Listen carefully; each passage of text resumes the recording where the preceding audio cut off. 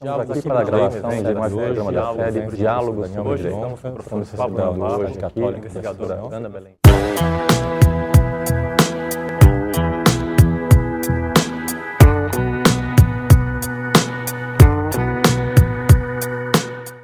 Mas então, o que acontece?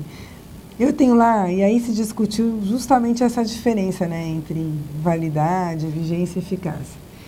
E justamente por esse conceito que eu particularmente defendo que, até hoje, quem, por exemplo, parcelou esses valores tem direito, ainda que tenha feito confissões, etc., a mudar a sua realidade hoje, depois da declaração de inconstitucionalidade. Por quê? Porque, teoricamente, essa lei, ela nasceu válida, vamos dizer assim. Quando ela surgiu com presunção de validade. Ela era, para todos os fins e efeitos, ela era válida, vigente e eficaz. Ela existiu num primeiro momento... Vigente ainda não, porque ela se tornou vigente a partir de fevereiro. Não, ela era vigente. Justamente foi essa discussão que teve no voto. Qual foi a discussão? Olha, ela era válida, porque ela era válida? Em primeiro lugar, porque ela era existente, que precede a própria validade.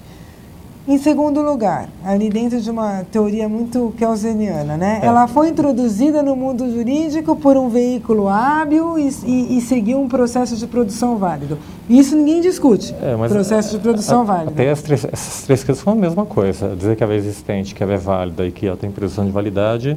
Mesma coisa. É a mesma coisa. Mas é a mesma coisa. Mas aí ela estava lá, seguiu os pressupostos de produção previstos no ordenamento, isso ninguém discute. Ninguém falou que tinha que ser por lei complementar, nem nada disso. Então, quanto a isso, ela seguiu tudo.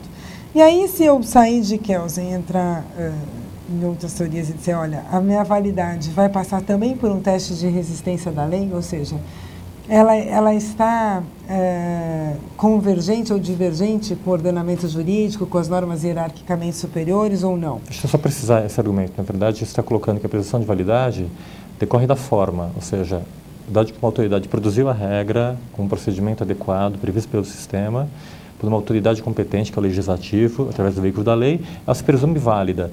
Essa análise a posteriori que você está fazendo agora, na verdade, é sobre o conteúdo, que é apreciada a posteriori. Devo analisar se o conteúdo dela, justamente a receita bruta, tem fundamento ou não tem fundamento constitucional no momento da sua criação. Exatamente. São duas teorias diferentes, né? Na verdade, se você for por uma linha muito kelseniana, você vai dizer, olha, ela estava no ordenamento jurídico. Isso é bonito. Ela estava no ordenamento jurídico, ela seguiu um processo de produção para a sua edição. Era existente para a sua edição. Exatamente. Estava no sistema, quando veio a emenda, quando ela estava no sistema, foi recepcionada. Isso. Se você sair um pouco de Kelsen e for para Bobbio, para Ponce Miranda, você vai dizer, não, olha, eu tenho outros requisitos. Levar em conta o conteúdo. Exatamente. Ela vai ter que passar por um teste de resistência, vamos dizer assim. Eu vou ter que ver se ela é convergente ou divergente com o ordenamento dela, com o sistema onde ela está.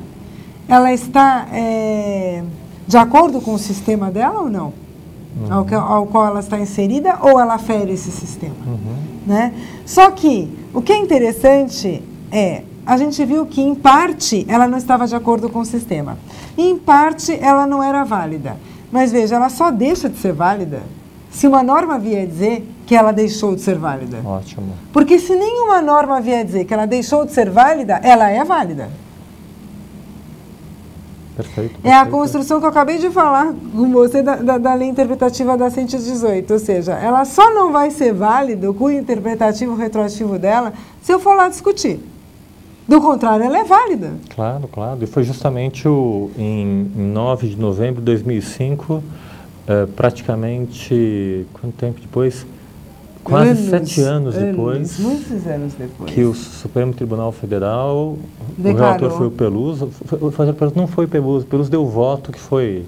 Foi Sepúlveda Pertence? Não lembro o relator. Não, o relator foi vencido, hein? Foi vencido. O relator foi vencido, acho que foi o Mauro Galvão ou o Gilmar Mendes, um dos dois. Mas lembro que foi o voto do Peluso, que foi um voto muito contundente, muito forte, muito profundo até na análise de validade de eficácia. Isso. E que entendeu que era inconstitucional. Interessante, né, cara? Por tanto tempo as pessoas estavam pagando ou depositando em juízo, com mandado de segurança. Exatamente. Mas então, ela nasceu válida, né? E a vigência e a eficácia? Na verdade, o que eles dizem? Olha, a vigência, ela vai ser depois da validade. Na verdade, ela nasceu, ela existe, ela é válida e ela, portanto, se torna vigente. E aí o que eles disseram? Olha, a vigência não é a partir de fevereiro de 99. Se justamente a Constituição diz, você precisa observar a anterioridade mitigada, que são os 90 dias, né, a 90º, você precisa, a partir da vigência da lei, contar os 90 dias. Então não adianta vir dizer que ela se tornou vigente depois que já tinha promulgado a emenda constitucional. Não é verdade. Ela se tornou vigente antes. Eu conto a anterioridade depois que ela é vigente. Em suma, Karen, então, a argumentação é que, seja trabalhando o conceito como validade como vigência, eu não poderia, em termos de conteúdo, estar dispondo sobre receita bruta no dia 16/12/98, em que na Constituição eu não tinha fundamento de validade, ou no sistema tributário constitucional, como você quiser, para instituir sobre receita bruta. Esse fundamento só nasceu quase 20 dias depois, com a edição da Lei Complementar número 20, que modificou o artigo 951, instituindo também como base de cálculo possível para a contribuição sobre fim social o faturamento. E receita ou faturamento. A receita ou faturamento. E sabe o que é interessante? Na época até falei isso, né? Isso acabou nem precisando ser abordado no Supremo, mas na época até falei. Olha, tanto a Constituição trata diferente que ela fala receita ou faturamento, né? Esse ou é excludente, né? Ou eu vou dizer que é uma receita como totalidade de receita, ou eu vou dizer que é faturamento, né? Uma parte, vamos dizer assim, da receita, né? Então, ele já era excludente, jamais, em nenhum momento, a meu ver, ele admite tratar faturamento assim entendido como receita. Essa é uma questão. E a outra, só para concluir também essa parte... Só para elogiar, que é uma argumentação interessante, que se um ou includente, um ou outro, um símbolo da mesma coisa, não modificava nada. Exatamente. Em termos de base de cálculo. Então, exatamente. Não haveria nenhuma discussão relevante. Exatamente. Ela seria... ela estaria simplesmente... E se fosse excludente, eu estava criando alguma coisa nova. Exatamente. Eu sempre disse que era excludente. Argumentação inteligente, hein? Eu coloquei que era excludente sempre. Na verdade, eu coloquei, porque eu realmente entendia que não podia. Até por aquela linha que a gente já conversou, que a emenda não pode validar lei, porque ela não tem que vir para arrumar a lei, né? Ela tem que vir para arrumar a Constituição. Bom, então, o que aconteceu? Como a lei, até a declaração de inconstitucionalidade, só aconteceu 7 anos depois, ela era, portanto, válida, vigente, e mais, ela era eficaz. Ela tinha uma eficácia técnica, vamos dizer assim, porque ela lidava com fatos possíveis, né, que era justamente o faturamento e uma receita, a totalidade da receita era um fato possível. Ela tinha uma eficácia jurídica porque ela realmente produziu efeitos. Né? Era aplicada pelos fiscais, os autos. E ela tinha uma eficácia social, porque foram arrecadados. Todo mundo aceitou aquilo e havia uma grande dúvida que podia ser revertido pelo Supremo, aliás. Exatamente. Foi uma surpresa e aí, o Supremo declarar inconstitucional. O que aconteceu no meio desse caminho? Quando foi visto que o Supremo poderia ou não acolher o pleito na época da inconstitucionalidade, o que foi feito? Teve lá grandes parcelamentos nesse meio do caminho, o Refis, PAES, PAEX, e pelo menos eu vi milhares de empresas que a grande parte do valor que colocaram nesses parcelamentos foi justamente esse alargamento da base da COFINS e do PIS. E exigiam no parcelamento a confissão de dívida. Mas exigiu a renúncia do direito para quem tinha ação. Para quem não tinha ação, era só a confissão de dívida. Para quem tinha ação, exigiu a renúncia do direito. E a discussão hoje hoje a gente tem normas dizendo para a Procuradoria, não precisa mais recorrer disso. Não precisa mais sequer ser lavrado auto de infração disso. Até que ponto essa renúncia vale? Até que, Muito bonita a questão. Essa questão é extremamente importante. Por quê? A confissão, eu entendo que ela sempre pode ser retratada se houve uma alteração de direito no meio do caminho. Se é que é uma confissão isso, não é? Exatamente. Mas a renúncia, ela tem um aspecto completamente diferente. Ou seja, prejudicou muito mais quem tinha ação do que quem não tinha. Porque quem não tinha ação simplesmente confessava. Quem foi ao judiciário demandar preventivamente precisou fazer uma renúncia ao direito sobre o qual se fundava a ação. Ele renunciou ao direito. Então, é interessante, né? Porque ela renuncia a um direito que, na verdade, está instável no sistema, que não se sabe se existe ou não ainda. Exato. Eu particularmente entendo que ela renunciou ao direito considerando aquele ordenamento na forma como ele existia naquela época. Houve uma alteração fundamental no ordenamento jurídico. Aquela norma foi expurgada do ordenamento jurídico praticamente. É óbvio que eu ainda não tenho uma resolução do Senado e eu não tenho uma ação direta, mas ela acaba que sendo expurgada do ordenamento jurídico, né? E ao ter essa norma como retirada do ordenamento jurídico, não dá para eu renunciar a um direito que não mais existe. Interessante. Né? Como eu vou renunciar ao direito de pagar ou não pagar um valor que não tem mais o Poder Administrativo competência para tributar? Então, eu acho que fica muito difícil pedir a devolução daquilo que foi pago se eu renunciei ao direito. Mas se eu estou num curso de um pagamento, eu acho que, ainda que eu tenha renunciado a um direito, não existe mais competência para que a autoridade me cobre aquele valor. Karen, deixa eu só abrir um parênteses aqui para fazer um comentário. É interessante que nós estamos discutindo uma contribuição que tem por finalidade a Seguridade Social e a luta em torno disso, de criar fontes de custeio para a Seguridade Social, não é? É interessante até o 940, que surgiu em 82, que foi mais ou menos o começo do final da ditadura. Na verdade, só lembrando o contexto, eu era muito jovem na época também, mas o segundo Plano Nacional de Desenvolvimento tinha investido tudo na indústria petroquímica, já vinha de uma ideia de indústria automotriz. Nós dependíamos muito do petróleo. O petróleo era muito barato, à época, em 73, custava $1,50 o barril de petróleo.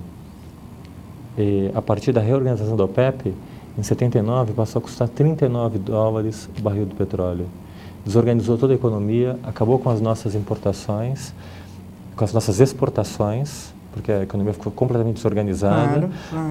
A arrecadação do Estado diminuiu drasticamente e aí a luta por encontrar novas formas de custeio, quando eu não tinha como, não tinha economia para poder prover a minha própria previdência social, e depois a virada da Constituição de 88 também, que aumentou muito o custeio da União, e aí também tudo isso justificando, dando um pano de fundo externo, né, tentando contextualizar toda essa necessidade, essa luta por conseguir fontes de custeio, e aí muitas vezes barrando aí nos problemas da legalidade, da constitucionalidade dessas exigências, dessas contribuições, né?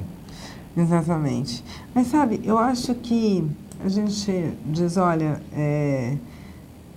se demanda muito judiciário, se declara muita inconstitucionalidade, se declara muita ilegalidade, se discute muito diversos artigos do Código Tributário, como aquela pesquisa maravilhosa que você está fazendo, bastante exaustiva. Muitos artigos, eu, por exemplo, acho a parte do Código Tributário Nacional que fala do imposto de renda, eu acho ela quase perfeita, sabe? Eu acho que muitas das discussões, ou seja, eles são muito tratados, determinados artigos são muito tratados, não porque a Constituição ou o Código estejam errados. Eu acho que existem duas questões muito grandes. Uma é, os contribuintes têm muita rejeição a pagar tributos como um todo. E eu acho que essa rejeição é muito mais pela falta de vinculação da destinação, efetivamente, ou seja, aquilo está sendo bem destinado, seja imposto ou contribuição. E nos casos de contribuições, essa revolta se torna mais contundente, maior.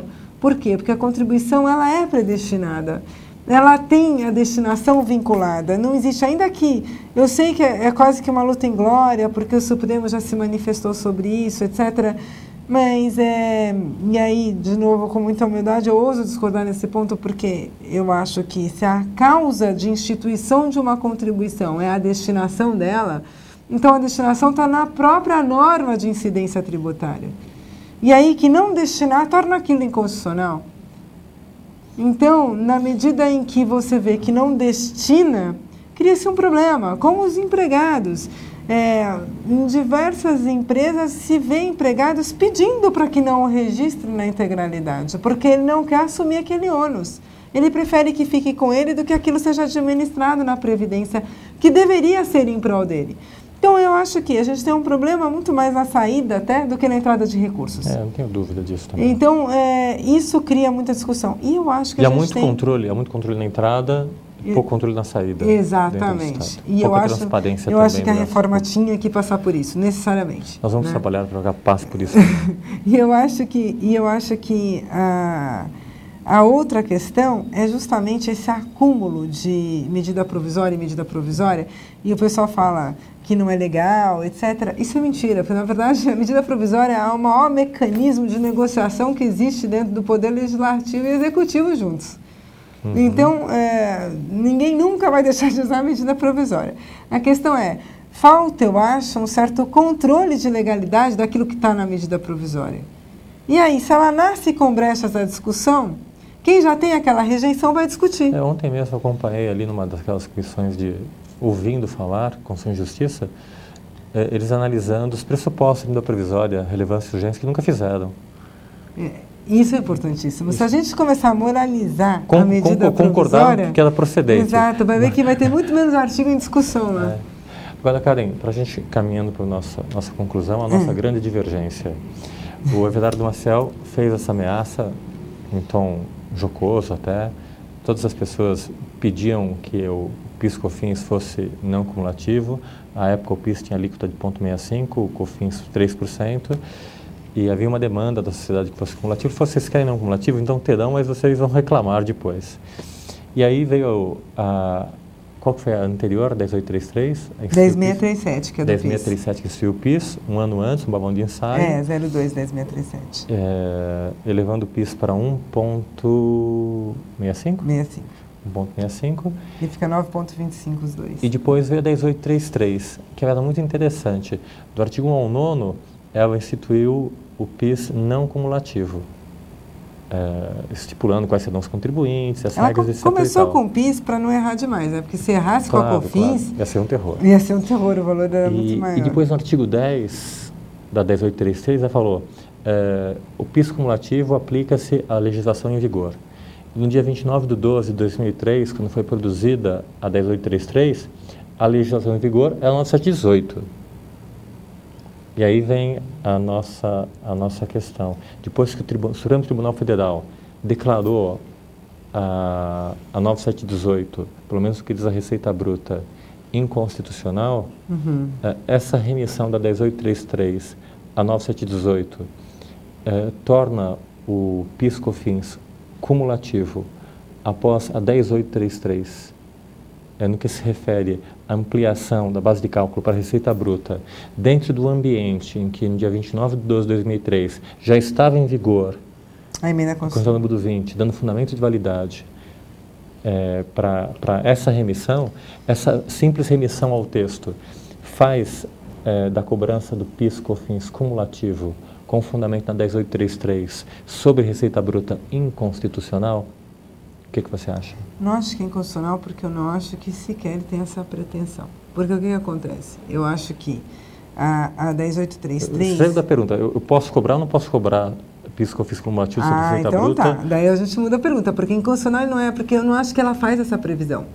Eu acho que a lei é clara, ela diz o seguinte, olha, se você tiver na regra da não cumulatividade do PIS e COFINS, você vai pagar lá essa alíquota majorada, mas você vai ter créditos aos montes para bater. Não, calma, no agora, se você tiver no lucro presumido, for de atividade de telecomunicação, e lá, dentre as outras exceções, estas exceções taxativas que eu enumero aqui, permanecem na sistemática da 9718.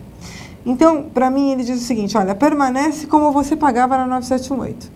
Então, é sobre faturamento e ponto final, e a alíquota cumulativa, que é 3,65. Mas na época, eu pagava pela 9718, pela presunção de validade dela, e do texto sobre faturamento sobre a Receita Bruta. Isso, mas ela foi declarada inconstitucional quanto à parte das demais receitas. Sim, mas 2 anos depois. 2 anos depois. Como a emenda constitucional não validou a 9718, se eu estou no regime da 9718 como um todo, Então, eu tenho essa inconstitucionalidade. Eu sei que você entende diferente, e eu até entendo que tem muita razoabilidade na sua argumentação. Só precisar argumentação. Precisa mesmo, que é importante. O que acontece? A discussão de fundo aí é saber se a 10833, quando no artigo 10 fez remissão 9718, ela fez remissão, como na sua argumentação, a 9718 como um todo, e nesse sentido que foi declarada inconstitucional pelo Supremo, ou numa outra argumentação que eu posso utilizar para defender essa tese que eu coloco, se ela fez remissão simplesmente a um texto. Ou seja, fez remissão a um texto que na época estava em vigor, e esse texto entrou dentro da 10833, e esse texto, dentro da 10833, uma referência meramente metalinguística ao texto, ele encontra fundamento e validade na Constituição. Se eu considero que ela não fez referência ao texto para integrar 10833, mas sim fez referência, posso interpretar assim, à norma da 9718, e que eu controlo e digo que a norma é inconstitucional, daí a consequência desse argumento é entender que essa norma não poderia entrar na 10833. Exatamente, exatamente.